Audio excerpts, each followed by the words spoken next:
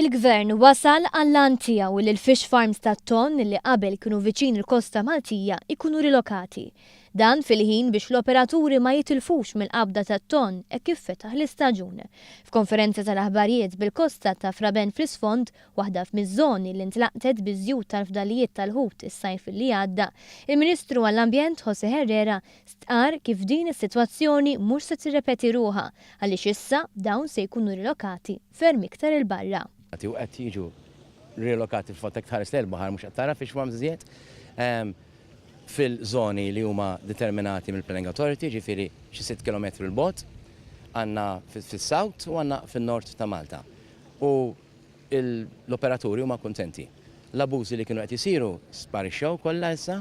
Dan l-arranġament intlaħaq wara ħidma koordinata bejn it-tliet regolaturi involuti, id-Dipartiment tal-Akwakultura, l-ERA u l-Awtorità tal-Ippjanar, li ħadmu wkoll biex ħarġu regolamenti ġodda għal ħruġ tal-liċenzji. Qabel li kien jiġri illi Dipartiment tal-Akwakultura kienet tara jekk il-gaġeġġ, l-ammont ta' ħut fil-gaġeġġ kienx skont ir-regolamenti u ma tħares li kemmx permessi jew le mill-Planning Authority u viċe versa.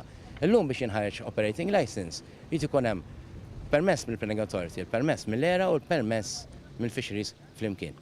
U naħseb illi hekk se nimxu b'ċertu serjetà u naħseb illi dana kien pass qawwi favur l-ambjent. Is-Segretarju Parlamentari għas-Sajd Rodrik Galdes fakkar kif mill-2014 il-Kabinet beda jipprova jindirizza il-bżonn illi l-irtsiet tat-tonn joħorġu iktar il-barra mill-kosta.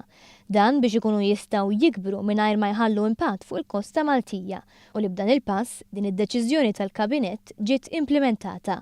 Fil-waqt li s-Segretarju Parlamentari Deborah Xkembri diskriviet l-arranġament bħala turija ta' kif min ipprova jbeżza li ma setgħux jittieħdu miżuri drastiċi mingħajr ma jitgerxu l-operaturi kien żbaljat.